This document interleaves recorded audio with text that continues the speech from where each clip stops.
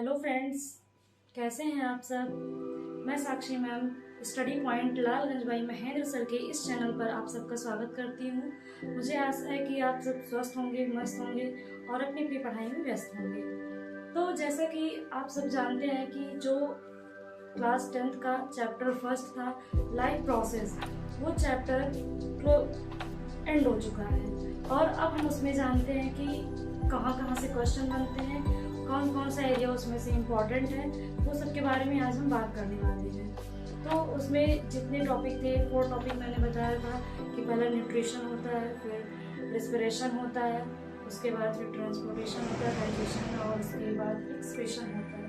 तो वो सब टॉपिक मैंने आप लोगों को पूरा अच्छे से एक्सप्लेन करके बताया, समझाया और पूरा मैंने यहाँ पर स्ट्रक्चर भी बना के बताया। आप लोगों को वो वीडियो अच्छी लगी होगी। तो अब हम जानते हैं कि इसमें कौन कौन से एरियाज ऐसे हैं जो हमारे लिए बहुत ज़्यादा इम्पोर्टेंस है और किस किस तरीके से क्वेश्चन बन सकते हैं इस चैप्टर से, हम वो आज यहाँ पर डिस्कस करने वाले हैं। तो आप पहले जानते हैं कि इसमें जो इम्पोर्टेंस एरियाज हैं वो कितने हैं। तो पहले एरियाज ऑफ इम्पोर्टेंस न्यूट्रिशन है। फर्स्ट जो था न्यूट्रिशन में मोड ऑफ न्यूट्रिशन का मतलब कि न्यूट्रिशन कितने टाइप का होता है। और photosynthesis, human and amoeba nutrition. Photosynthesis जो प्रोसेस होता है ह्यूमन बींग्स में, अमीबा में या फिर प्लांट के केस में, तो वो कैसे होता है। फिर रिस्पिरेशन में है मोड ऑफ रिस्पिरेशन का मतलब कि कितने टाइप्स के होते हैं, how many types of respiration, जैसे कि एरोबिक होता है, एनारोबिक होता है। उसके बाद फिर है ह्यूमन रिस्पिरेटरी सिस्टम, यानी जो ह्यूमन का रिस्पिरेटरी सिस्टम होता है वो कैसे होता है, उसका क्या क्या प्रोसेस होता है। फिर है ट्रांसपोर्टेशन में पहला आता है डबल सर्कुलेटरी सिस्टम, फिर है फंक्शन ऑफ लिम्फेटिक सिस्टम। पहला तो डबल सर्कुलेटरी सिस्टम और second function of lymphatic system. फिर लास्ट टॉपिक होता है एक्सक्रीशन में आता है function of each part of nephrons, यानी कि जो किडनी का मैंने कल का वीडियो बताया था, कल के वीडियो में एक्सक्रीशन का लास्ट टॉपिक था, उसमें था फंक्शन ऑफ ईच पार्ट, यानी जो फंक्शन करता है हमारी बॉडी में एक्सक्रीशन के लिए, उसमें जो किडनी की यूनिट होती है उसको नेफ्रॉन्स बोलते हैं। तो उसका क्या वर्क है, यानी function of each part of nephrons, यानी नेफ्रॉन्स के जितने भी पार्ट होते हैं उनका क्या क्या फंक्शन होता है, हमको उन सब के बारे में जानना है। तो ये सब टॉपिक आप लोगों ने अच्छे से एकदम एक्सप्लेन से आप लोगों ने पढ़ा और आप लोगों को समझ भी आया होगा। अब हम जानते हैं कि इसमें जो क्वेश्चन बनते हैं वो क्वेश्चन कैसे बनते हैं। इन क्वेश्चन इसमें पूछा जाता है वो कितने नंबर का क्वेश्चन होता है और किस टाइप से क्वेश्चन पूछे जाते हैं और क्वेश्चन का आइडिया क्या होता है वो अब हम बताते हैं। आइए देखते हैं कि इसमें कितने क्वेश्चन आते हैं और कैसे कैसे क्वेश्चन पूछे जाते हैं और कितने क्वेश्चन कितने मार्क्स के होते हैं, ये सब हम जानते हैं इसमें। तो जैसा कि फर्स्ट क्वेश्चन है how carbon dioxide and oxygen are transported in human, यानी कि ये जो क्वेश्चन है ये 2 मार्क्स का पूछा जाता है पेपर में। और इसका सिंपल सा मेथड होता है कि जब हम ऑक्सीजन को अपने अंदर इन करते हैं और कार्बन डाइऑक्साइड को बाहर निकालते हैं तो वो जो प्रोसेस होती है पूरा, वो प्रोसेस कैसे होती है वही पूरा स्ट्रक्चर इसमें बना के आपको बताना है। तो जो वो स्ट्रक्चर बनता है मैंने जैसे बताया था कि एक ह्यूमन यहाँ 2 लंग्स होते हैं और 4 चैम्बर ऑफ ब्लड होता है और नीचे ह्यूमन सेल होता है। इस ह्यूमन सेल से पूरा लंग्स तक कैसे कार्बन डाइऑक्साइड यानी डीऑक्सीजनेटेड ब्लड जाता है और ऑक्सीजनेटेड ब्लड को लेके आता है, कौन सा रेनल आर्टरी होता है, कौन सा वेंट्रिकल आर्टरी होता है, वो सब मैंने बताया आपको, उसमें समझाया।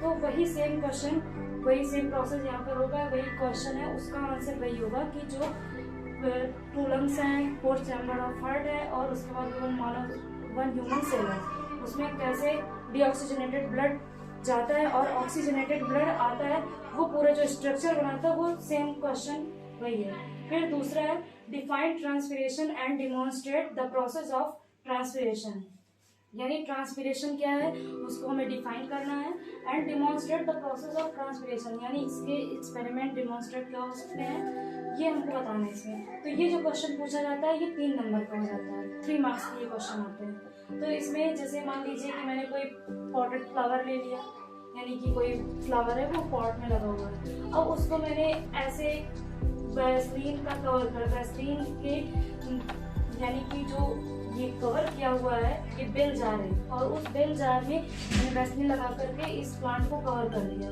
और कवर करने के बाद मैंने, अगर आप ऐसे एक्सपेरिमेंट करके देखेंगे तो उसमें कुछ ड्रॉपलेट्स ऐसे आके लग जाते ऊपर, यानी जो ये वैसलीन से कवर किया हुआ है, अगर वैसलीन से कवर कर देंगे आप तो उसमें कोई थोड़ी सी भी ऑक्सीजन अंदर नहीं कर पाएगी। और जब अंदर नहीं जाएगी थोड़ी सी भी ऑक्सीजन, तो ये पूरा जो यहाँ से वाइब्रेशन होगा प्लांट की लीफ का, स्टेम का, वो पूरा इसके जार के ऊपर सरफेस पर लग जाएगा। और आप देख सकते हैं कि इसमें जो ट्रांसपिरेशन हो रहा है वो कैसे हो रहा है, क्योंकि जब ऑक्सीजन प्लांट छोड़ते हैं और कार्बन डाइऑक्साइड को लेते हैं तो उसमें ऐसे ही कुछ स्ट्रक्चर होता है। तो इसमें loss of H2O in form of water vapour, जब वाटर वेपर इसमें बन जाता है, यानी वाटर वेपर जब ये बन जाता है तो इसमें H2O का लॉस होता है। और H2O का लॉस होता है तो ऐसे स्ट्रक्चर आपको दिखेगा, क्योंकि ये जो आपको दिख रहा है स्पॉटेड, ये ड्रॉप्स ऑफ वाटर है, यानी वाटर की बूंदें हैं। और इसको वैसलीन से सील दिया गया है, ये पूरा वैसलीन से सील है।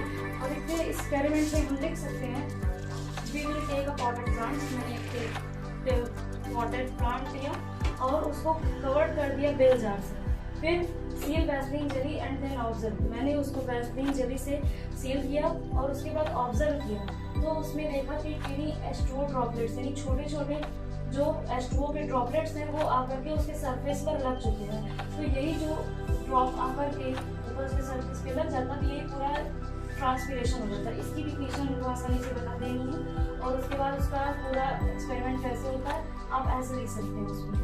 अब हम जानते हैं कि थर्ड क्वेश्चन क्या है।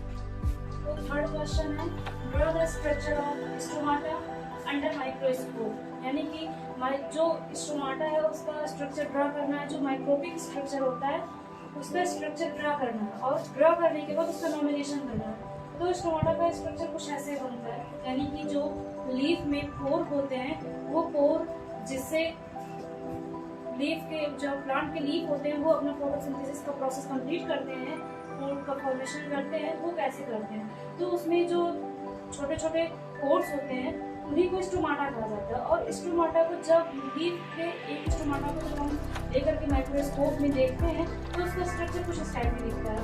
इसके जो सब्सिडारीज है जो कि इसको बोला जाता है सब्सिडियरीज है, ये फिर जो ऐसे गार्ड की तरह होते हैं, गार्ड से बोला जाता है। और ये बीच में जो आपको पोर दिख रहा है, ये पोर जो होता है इसको बोला जाता है स्टोमाटा पोर। तो ये स्टोमाटा पोर हो जाता है, ये सब्सिडियरी सेल और ये गार्ड सेल होता है। फिर फोर्थ क्वेश्चन होगा, what are two different ways by which glucose is oxidised in human body, यानी कि दो डिफरेंट वेज कौन कौन से हैं जिनसे ह्यूमन के बॉडी में जो ग्लूकोज ऑक्सीडाइज होता है वो कैसे होता है, यानी कि वो जो दो वेज है वो क्या है, कैसे हैं। तो पहला तो होता है ग्लूकोज ही मेन होता है, ग्लूकोज से ही पायरुवेट बनता है, पायरुवेट, और उसी से फिर दो टाइप के होते हैं, यानी कि जो ग्लूकोज से पायरुवेट बन रहा है वो साइटोप्लाज्म के प्रोसेस से बन रहा है। और साइटोप्लाज्म से पायरुवेट जब बन रहा है तो इसमें दो प्रोसेस होते हैं, पहला होता है ये जो माइटोकॉन्ड्रिया में होता है और दूसरा साइटोप्लाज्म। साइटोप्लाज्म को मेनली मसल्स कहा जाता है, यानी कि जो माइटोकॉन्ड्रिया में होता है, यानी माइटोकॉन्ड्रिया होता है उसमें फिर CO2 होता है, एनर्जी होता है और H2O होता है। तो माइटोकॉन्ड्रिया प्लस CO2 यानी कार्बन डाइऑक्साइड, एनर्जी और H2O, जब हम माइटोकॉन्ड्रिया में जब ये पूरा ग्लूकोज ऑक्सीडाइज होता है तब ये होता है। उसके बाद जब दूसरा प्रोसेस होता है तो साइटोप्लाज्म यानी जो मसल्स में होता है उसमें पहले साइटोप्लाज्म होता है, फिर लैक्टिक एसिड होता है, एनर्जी होता है और कार्बन डाइऑक्साइड होता है। तो ये हो जाता है पूरा इसका, आप इसका आंसर ऐसे भी दे सकते हैं। फिर फिफ्थ क्वेश्चन है, difference between autotrophic and heterotrophic mode of nutrition in human. तो जो डिफरेंट टाइप के न्यूट्रिशन होते हैं यानी कि ऑटोट्रॉफिक और हेटेरोट्रॉफिक, उसमें जो डिफरेंस है, बेसिक डिफरेंस वो क्या होता है। तो पहला है ऑटोट्रॉफ, दूसरा हेटेरोट्रॉफ। ऑटोट्रॉफ जो होता है वो अपना भोजन स्वयं से बनाते हैं, उनको किसी चीज़ की जरूरत नहीं होती, किसी चीज़ का मतलब कि वो किसी दूसरे पर डिपेंड नहीं रहते हैं। और जो हेटेरोट्रॉफ होता है वो किसी न किसी के ऊपर डिपेंड रह के ही अपना भोजन बना पाते हैं। तो जो ऑटोट्रॉफ होता है इसमें रॉ मटेरियल का नीड होता है। रॉ मटेरियल का मतलब जैसे हो गया कि सनलाइट हो गया, मिनरल हो गया, वाटर हो गया, ये सब जो होता है ये रॉ मटेरियल होता है, ये ऑटोट्रॉफ में यूज होता है। यानी जब ये अपना भोजन का फॉर्मेशन करता है, फूड फॉर्मेशन करता है, तब इसको जरूरत होती है। और इसमें हेटरोट्रॉफ में रॉ मटेरियल की आवश्यकता नहीं होती, नो नीड रॉ मटेरियल। फिर सेकेंड है इसमें they are primary organ and they are producer. Primary organ का मतलब कि ये प्रथम उत्पादक होते हैं, यानी ये जो होते हैं ये इनसे हम अपना भोजन प्राप्त करते हैं, तो ये उत्पादक की श्रेणी में आते हैं, यानी कि प्रोड्यूसर की इस श्रेणी में आते हैं। और जो हेटरोट्रॉफ होते हैं ये कंज्यूमर होते हैं। कंज्यूमर में जैसे एनिमल हो गया, ह्यूमन बीइंग हो गए, कोई इंसेक्ट हो गया, तो ये सब जो हो जाते हैं वो हेटरोट्रॉफ हो जाते हैं। इसमें ऑटोट्रॉफ में थर्ड पॉइंट आता है all grain plant. All grain plant, या फिर हम कह सकते हैं कि सम बैक्टीरिया जो होता है वो भी ऑटोट्रॉफ में आता है। और जो हेटरोट्रॉफ है इसमें एनिमल हो गया, इसमें भी कुछ बैक्टीरिया आते हैं, और फंजाई हो गया, और एक प्रोटिस्ट होता है, तो वो प्रोटिस्ट भी आता है इसमें।